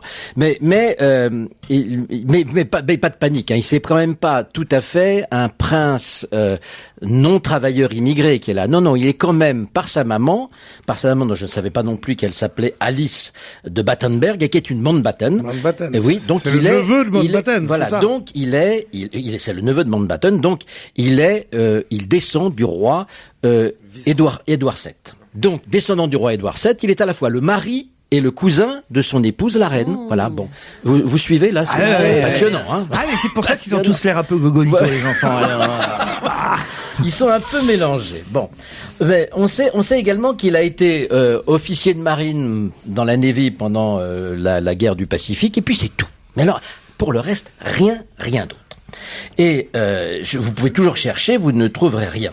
La seule chose qui soit sûre, c'est qu'il est là sur toutes les photos officielles, dans toutes les cérémonies officielles. On a, ah oui, il a aussi de magnifiques. Alors ça, j'ai été très impressionné par toutes les photos. Il y a des uniformes. Des uniformes. Ah, oui, vous avez vu les uniformes. On a craint. Il a eu couilles. Et alors, il a des uniformes et il a la poitrine constellée de décorations davantage encore qu'un général soviétique. Bon. Et puis c'est tout. Bon, alors moi, j'ai quand même voulu savoir si derrière ça, qu'est-ce qu'il aimait? Est-ce qu'il aimait les femmes? Est-ce qu'il aimait les hommes? Est-ce qu'il aimait les chiens? Est-ce qu'il aimait les chevaux? Impossible de le savoir. On ne sait strictement rien. Ah oui, bien sûr, mais la chasse, ça fait partie du décorum. Ouais. Ça fait partie de la vie de la cour. Ça fait partie de la vie de la cour. Donc, bien évidemment, il aime la chasse. Mais j'ai quand même, en cherchant, j'ai fouillé pour essayer de trouver. C'est bien, eux deux, ça fait un joli couple. Elle, le trône, lui, la chasse. Oui. C'est encore un crime de la J'ai fouillé et j'ai quand même. C'est histoire d'eau, quoi. Oui. Et j'ai quand même trouvé une faille. J'ai trouvé un petit truc qui le rend quand même un tout petit peu plus sympathique. Figurez-vous que ce type-là se passionne pour les soucoupes volantes. Ah. Oui, absolument. Il a même été abonné pendant des années à Flying Saucer Review, qui est le magazine sur les soucoupes volantes. Bon, il a même failli rencontrer je sais plus comment s'appelait cet ahuri là qui a prétendu faire un tour dans l'espace avec les Vénusiens, à Gonski, à Gab, je sais plus comment. Bref, et ça c'est pas fait à la dernière minute parce qu'on ne voulait pas quand même qu'on le sache trop. Voilà, il est peut-être un peu loufoque quand même, hein, derrière. Ufologue et loufoque. Voilà, ufologue, loufoque. Et j'imagine, moi c'est l'image que j'imagine quand il s'emmerde dans son château, quand il a enlevé en effet son smoking, etc., qui monte sur la plus haute tour, et puis qui regarde les étoiles et qui attend E.T. Et ben ça le rend tout d'un coup un tout petit peu plus sympathique. Vous savez qu'il emmenait le prince Charles à l'école en avion. Elle était où son école? Parce qu'il a fait son école, parce que son père, il a été très dur avec ses enfants, notamment avec le prince Charles. Il est tiré par les oreilles. Il a fait son école à Sandhurst, je crois, en Écosse, qui est une école militaire plutôt très très dure. Et il a emmené son fils à l'école en avion. Bien sûr. Là, c'est un passionné d'aviation, tout ce qui touche ces trucs-là. Il appelait ses fils les objets collants non identifiés. Allez, on se retrouve avec Serge Liado après la pub. À tout de suite.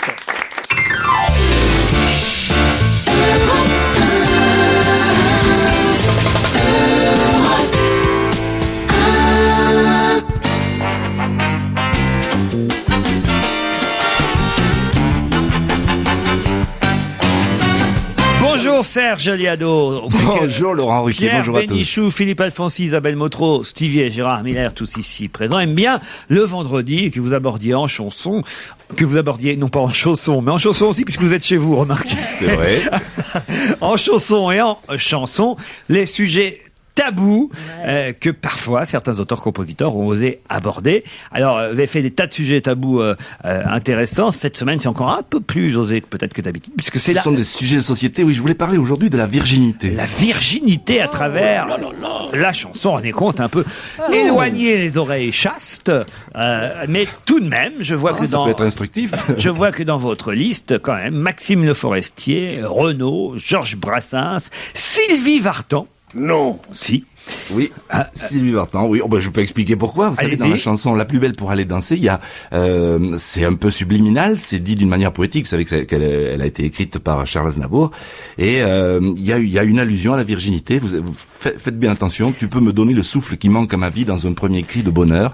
Si tu veux ce soir cueillir le printemps de mes jours et l'amour en mon cœur. Et un chansonnier parodique qui s'appelle Pierre Gilbert, qu'on a souvent passé ici avec la parodie Les Yéyés, que les auditeurs nous réclament d'ailleurs régulièrement. Évidemment, s'en est inspiré. Charlotte Julien aussi. Carlos. Oui, Carlos, c'est une chanson de Claude Lemel qui a été aussi chantée par Jodassin, Mademoiselle de déshonneur, parce que rappelez-vous qu'il fut un temps où il était d'usage que ce soit les femmes de mauvaise vie et qui apprennent aux jeunes gens à faire leur expérience. C'est une merveilleuse chanson. Et puis alors, la dernière chanson de votre quiz tabou, c'est quelqu'un que je ne connais pas, Angèle Lombard. C'est normal, ne cherchez pas, c'est dans mon bêtisier personnel. Ce sont des disques qui sont sortis en tirage limité. C'est excellent, c'est ce qu'on appelle une chanson idiote. Elle est complètement loupée, mais justement, c'est un joyau. Faites bien attention, vous allez voir que là, c'est loupé, quoi. La virginité à travers les chansons, signé Serge Liado. Toute ton école, petite, rigole qu'encore à 15 ans, tu sois vierge et sage, fidèle à l'usage, caduque à présent. Les croquants vont en ville, à cheval sur leurs sous, acheter des pucelles aux saintes bonnes gens. Chacun te brocarde de ce que tu gardes, ta fleur d'oranger. Tu peux me donner le souffle qui manque à ma vie, dans un premier cri de bonheur. Oh, si tu veux ce soir cueillir le printemps de mes jours et l'amour en mon cœur. On entend couramment des pucelles de 13 ans hurler en 33 tours les tourments de l'amour. Arrête, arrête, ne me touche pas. Enlève ta main ou j'appelle papa. Bien sûr, j'aurais dû dire non, non, non, non, non, non. Mais voilà, moi j'ai dit oui, oui, oui, oui, oui, oui. J'ai peur à présent que tu me méprises. Et pourtant tu sais, je l'ai pas fait exprès. Ce qui est fait, fait, n'en parlons jamais. Tu m'as possédé par surprise. Mademoiselle de déshonneur, mon premier amour d'un quart d'heure. Pour le tango, ce fut superbe. Nos deux corps se sont rapprochés. Et j'ai bien senti que j'allais perdre sans doute ma virginité. Et c'est ce qui est arrivé. C'est énorme. Effectivement, la dernière est formidable. C'est qui cette Angèle Lombard? Ce sont des disques qui ont été produits à compte d'auteur. En fait, je sais qui c'est qui a produit ces disques-là. C'est René Coll, qui est l'arrangeur et le chef d'orchestre chez Patrick Sébastien. Il a fait faire des disques à plusieurs jeunes. Ils sont une vingtaine d'interprètes sur le même disque produit par René Coll. Et il y a quelques trucs loupés qui sont excellents. Vous pouvez retrouver ces chansons improbables sur mon site http://desastres.free.fr. Puisqu'on parle de pastiche, peut-être avez-vous entendu tout à l'heure Jean Sarrus des Charlots parler de la nouvelle compile Les 40 ans des Charlots. Il se trouve que vous parodiez ceux qui parodiaient, puisque pour parler des conseils au Premier ministre à François Fillon, vous avez utilisé la fameuse chanson des Charlots, Si tu veux pas payer d'impôts. Oui, mais elle n'est pas des Charlots, elle est de Dranem, elle est du début du siècle. En Angleterre, Sarkozy a promis fermement 1000 soldats de plus en Afghanistan, comme s'il fait de mettre en avant la belle Carla, l'autorisait à dire n'importe quoi. Opération de séduction, fais attention mon vieux Fillon, si tu ne veux pas porter le chapeau, sors ta nana, montre-nous là ta petite nénette, pour masquer le problème des retraites, les déficits phénoménaux, le pouvoir d'achat proche de zéro, Les profs, les juges qui ont le moral dans les chaussettes. Pour t'en sortir, y a qu'une recette. Il faut distraire le populo avec ta femme et tes marmots. Si tu ne veux pas porter le chapeau, fais comme Sarko. Oh, super. Bravo, très réussi. Merci Serge Liado. Merci, salut, à lundi.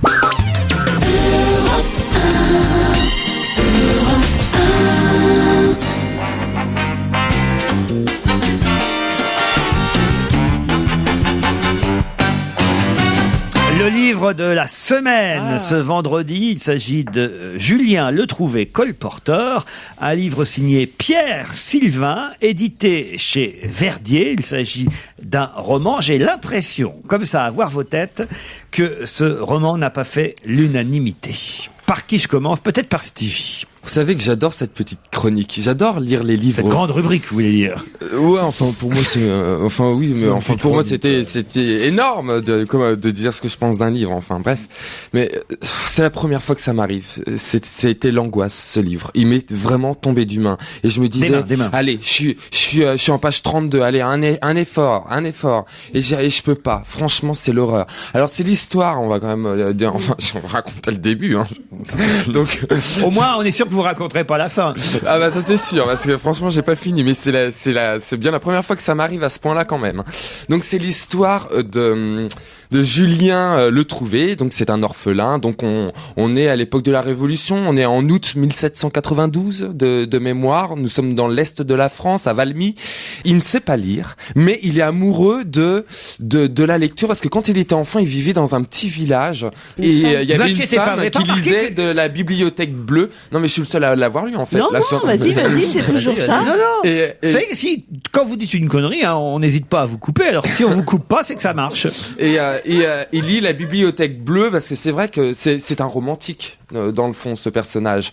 Et après je peux pas vous en dire davantage parce que je n'ai pas été plus loin, parce que je n'ai pas du tout aimé. Mais c'est la première fois, parce que normalement je dis allez, pas accroché. Un petit effort. Non mais on peut faire un effort quand même. On peut quand même finir un livre quand on doit en faire une chronique. C'est quand même indispensable de le lire jusqu'au bout. Je n'ai pas pu, je n'en avais pas le courage. Pas envie, pas accroché. Ça m'intéressait pas, ça m'emmerdait, et puis j'oubliais à chaque fois les informations, donc obligé de... Puis des phrases. Des phrases dans un livre. Non, mais des phrases d'un kilomètre, non, Laurent. C'est Isabelle Motro. Hélas, je partage assez l'impression de Stevie. Moi, j'ai été dérangée par le style du roman qui est très empoulé. J'ai trouvé une espèce de côté un peu baroque comme ça qui moi m'a dérangé et qui m'a empêché de m'intéresser vraiment à ce Julien Letrouvé qui effectivement cache comme il peut que le fait qu'il est analphabète et qui a une espèce de passion pour les livres assez juste en même temps, pour l'objet livre et pour ce qu'il raconte et pour ce qui fait que le livre va ouvrir l'esprit des gens à qui il le vend. Mais moi, c'est pareil. J'ai trouvé que c'était. Mais ça pourrait être bien, c'est ça qui est. J'ai trouvé que c'était très abstrait, en fait. Cette façon de voir les choses est très abstraite et sous le couvert de vous raconter une histoire, au fond, on a l'impression de quelque chose qui frise l'essai. Absolument. Et voilà, moi, ça m'a pas. Ça vous a pas plu. J'en fais deux à qui ça n'a pas plu. Alfonsi, Bénichou et Miller. Philippe. Alors, moi, je vais vous dire, ce livre, je l'ai trouvé formidable. Parce que c'est une des rares fois, mais alors attention, ça va se recouper avec ce qui a été dit là, hein, c'est-à-dire que c'est un livre qui est tellement bien écrit. Oh non, tu peux pas dire ça. Tellement magnifiquement bien écrit. Tellement magnifiquement bien écrit. Et je vous dirais même que l'ignorance, c'est un luxe, mais qu'il ne faut pas en abuser, mes petites. Voilà. Hein, c'est un livre, c'est un livre génial. C'est un livre tellement magnifiquement bien écrit qu'on finit par oublier de temps en temps l'histoire qu'on vous raconte. Mais comme de toute façon, c'est tellement beau qu'on relit une page, 2 pages, et on reprend dans l'histoire. C'est en effet l'histoire d'un colporteur qui vend des livres, et qui en effet dissimule qu'il est totalement analphabète et qui a pris cet amour des livres dans un endroit alors absolument magnifique, dans le ventre de la terre, sous terre, dans une société de femmes où il pouvait aller tant qu'il était adolescent. Mais dès qu'il est devenu un homme, il en a été chassé, et la séparation avec la liseuse, parce qu'il y a une grosse femme qui fait travailler toutes ces tisseuses, qui est une liseuse et qui lit tous les soirs ces petits bouquins de la collection bleue qui était à cette époque-là, au moment de la Révolution, Révolution distribués dans toute la France par des colporteurs.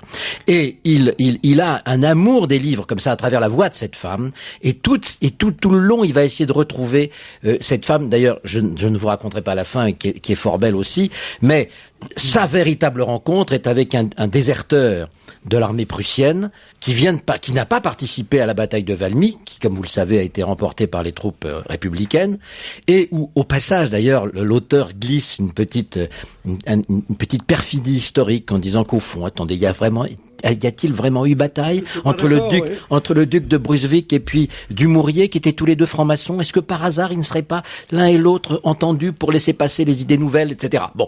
Et ensuite, on va, avec cette rencontre avec ce jeune officier prussien, un personnage magnifique d'ailleurs, très beau, qui va lui révéler son homosexualité. C'est un très beau livre. Pierre Bénichou. Bon, alors moi j'ai été ébloui par ce livre. Je me suis rué sur le ébloui au sens propre. Isabelle Motroès dit putain, les auditeurs vont penser que je suis comme Stevie. Je me suis rué sur la liste. Non, moi je persiste et signe. Hein. Et je me suis dit mais comment et je me suis dit que vraiment, si la littérature c'était toujours ça. Il ne faut faire que de la littérature. C'est quelque chose c'est un livre qui est écrit justement très bien écrit, peut-être trop bien écrit, mais c'est pas parce que bien écrit comme ces gens qui se regardent écrire, non. Mais si, c'est quelqu'un, s'il cherche son souffle et qui le trouve à chaque fois. C'est un livre fantastique, je vous assure. Vous vous rendez pas compte. Je veux dire, imposez-vous une journée de vacances et lisez-le. Et lisez-le. C'est un livre formidable. Et en plus de ça, c'est un document sur la France de cette époque, sur la France des colporteurs, sur cette fin du XVIIIe siècle où tout est en train de basculer, et on voit vivre ce colporteur, on voit comment dans sa vieille pèlerine, dans son vieux truc, on voit tous ces villages avec les odeurs, les machins, tout ça est formidablement vu, les sentiments, la rudesse des gens, et cette folie, cette passion pour ces petits livres bleus. Un colporteur, c'est quoi? C'est un représentant de commerce. Et comme il n'y a pas de train, il n'y a rien, il part avec sa besace et il vend des livres. Et ces livres, ces petits morceaux de ciel, comme il dit à un moment, qui vend partout, il trouve qu'il n'y a rien de mieux.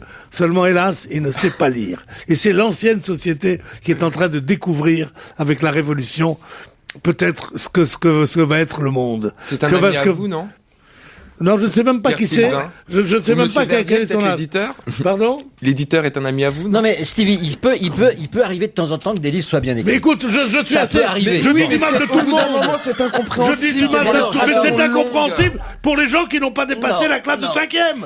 Excuse-moi. Mais oui. Je dis assez de mal de tout le monde pour quand je suis enthousiaste pouvoir l'affirmer. Écoute, arrête de donner des leçons comme ça, c'est insupportable. Arrête de donner des leçons. Enfin, on a le droit de pas avoir les mêmes goûts que toi. Mais pas du tout. Depuis quand on a le droit de pas avoir le même avis que moi? Mais ça serait nouveau, ça.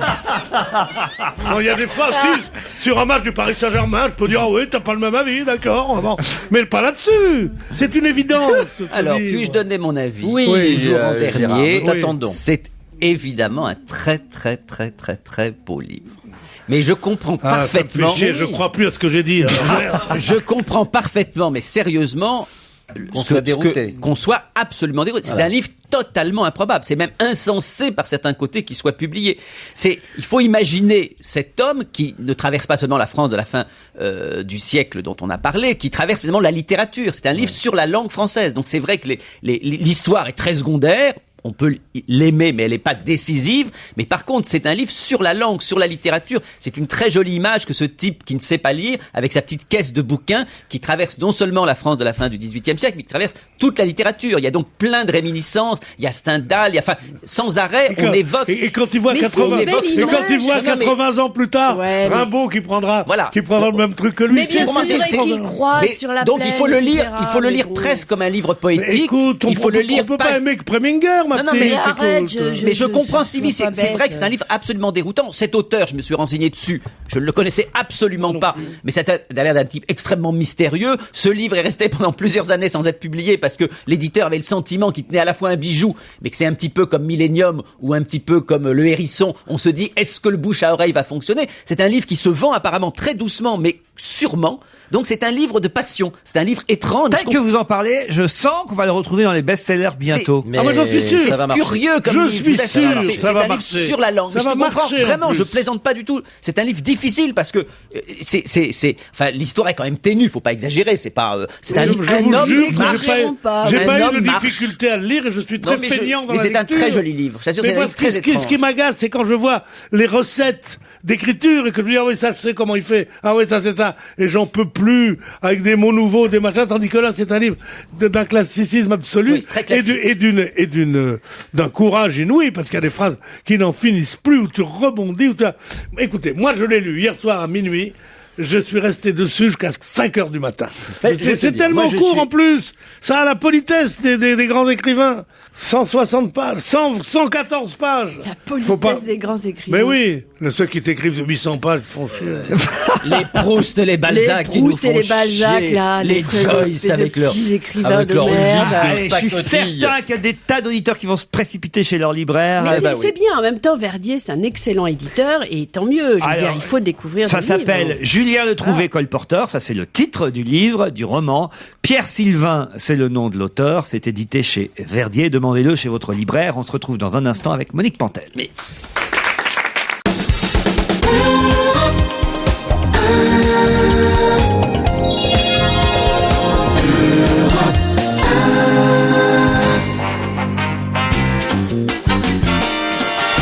Stevie Boulet, Isabelle Motro, Philippe Alfonsi, Gérard Miller, Pierre Bénichou et Monique Pantel. Oh là là, Monique, vous permettez que pendant votre rubrique cinéma, ce qui n'empêchera pas de vous écouter, je distribue autour de cette table le caviar d'escargot qu'un monsieur nous a apporté hier et dont on avait parlé ici même dans cette émission il y a quelques semaines. Alors, je ne sais pas quel goût ça a. Je vous laisse goûter Stevie d'abord, on ne sait jamais. Tenez, voilà. Caviar d'escargot. Est-ce qu'il y avait du caviar dans les salles de cinéma cette semaine? Je parle au sens figuré, je veux dire d'excellents films. Eh ben justement, j'ai pris mon petit bateau et j'ai ramé pour trouver des bons films et j'en ai trouvé. Ah vraiment, hein. Alors, votre préféré de la semaine, c'est? C'est pas difficile, hein. C'est Chasseur de dragons. 1h30 de bonheur. Mais c'est un dessin animé? Eh ben et alors? Vous aimez les dessins animés? J'aime tout, moi. Tout ce qui est bon. C'est un petit délice. En voyant ces deux chasseurs de dragons poursuivre donc les dragons, un gros dragon méchant qui tue tout le monde. J'ai retrouvé mes 5 ans et les deux petits garçons à côté de moi ne diront pas le contraire. On était là, oh et ah, on avait peur. C'est bien, c'est joli, le graphisme est joli, le doublage est parfait. Alors passons à un film américain attendu puisque c'est un western et c'est assez rare. 3h10 pour Yuma. Avec Russell Crowe, il faut le dire, et Christian Bale, on dit. Hein. Oui. C'est un western classique. Sa sœur s'appelle Trude. Ah bon? Oh bravo Laurent, oh là là. Gertrude. Gertrude Bale. Alors c'est donc un remake d'un film de 1957, mais que j'ai pourtant pas vu. C'est filmé dans la grande tradition, poursuite, poussière, vengeance et rédemption.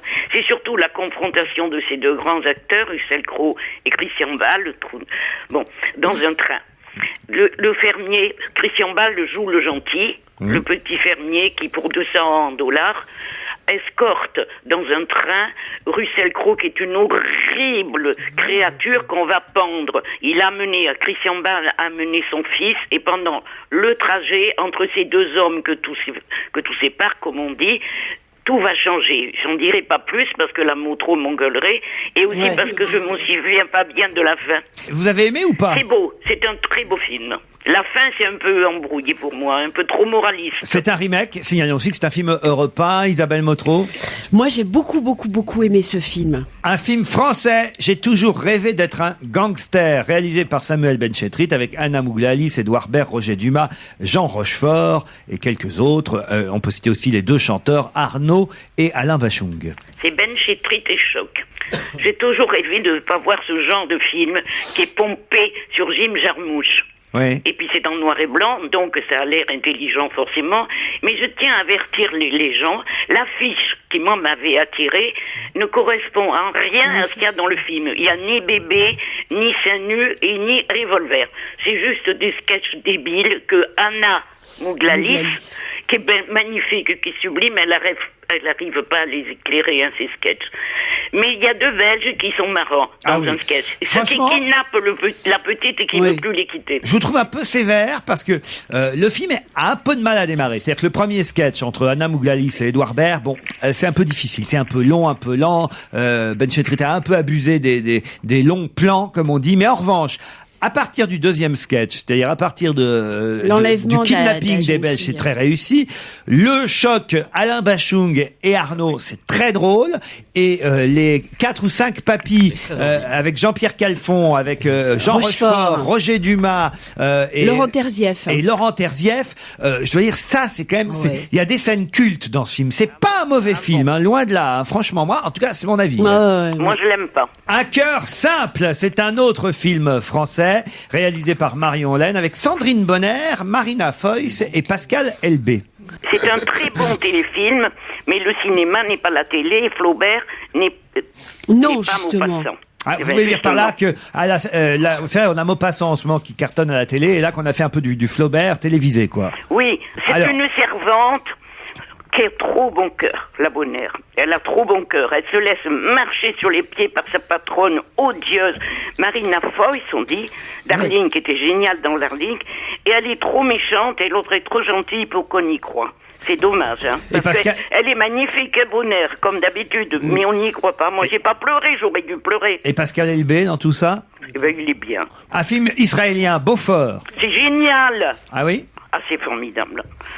C'est un film israélien prenant sur les derniers jours du fort de Beaufort, est-ce que je l'ai bien dit, au Liban en 2000. C'est un poste avancé de l'armée israélienne. Allez donc savoir pourquoi il voulait être là. Et il est soumis à des pilonnages, des missilations du Hezbollah. Et les petits à l'intérieur, le chef a 22 ans, voyez le genre. Les petits soldats crèvent de peur. Ils se demandent pourquoi ils sont là. C'est formidable. C'est tellement réaliste que moi aussi j'ai tout fait dans ce béton mortel. C'est très très bien. On peut dire en tout cas que c'est pas une mauvaise semaine. C'est pas une mauvaise semaine parce que les films sortis manifestement valent le coup. C'est-à-dire que en numéro 1, Monique Pantel mettra le film d'animation français Chasseur de dragons. Pourquoi pas, hein, vous pouvez y aller avec les enfants en plus. Je crois que le coup de cœur numéro 2 de Monique Pantel, si j'ai bien compris, c'est Beaufort, un film israélien. Isabelle Motro dit, faut quand même pas louper Un cœur simple, le film de Marion Laine avec Sandrine Bonner et Marina Foïs. Et 3h10 pour Yuma. 3h10 pour Yuma si on aime les westerns. Et même, j'ai toujours rêvé d'être un gangster, réalisé par Benchetrit. Il n'y a pas de mauvais film, en fait. Non. Voilà. Non, voilà, bravo Laurent. Merci Monique Pantel. Signalons que c'est le salon des randonnées ce week-end à Paris, porte de Versailles. Il y a un salon tous les week-ends. Et il va y avoir les randonneurs la semaine prochaine. Oui, à Saint-Tropez. Et disco aussi, on en reparlera avec Monique Pantel. Le festival Chorus qui fête ses 20 ans. Ça, c'est du 29 mars au 12 avril, le festival Chorus. Ça dure 15 jours, il y a 110 artistes, 80 spectacles. C'est dans les Hauts-de-Seine, le festival Chorus. Il y aura entre autres Keren Han, Alain Bachung, Bernard Lavillier, Mademoiselle K, Mano Solo et d'autres artistes comme l'Orchestre de la Boule Noire, Anaïs, Barbara Carlotti, voilà, Vincent Malone, artistes de tout genre. Rien d'autre. Moi, je voudrais signaler ici un petit livre, j'ai pas pu en parler aujourd'hui, de Pierre Sylvain, qui s'appelle Julien Le Trouvé, colporteur. Voilà. C'était notre livre de la semaine aux éditions Verdier. On se retrouve lundi à 16h. Bon week-end sur Europe 1. Et n'oubliez pas le site d'action, le 110. 14, 13, 12, 11, 10, 9, 8, 7, 6, 5, 4, 3, 2, 1.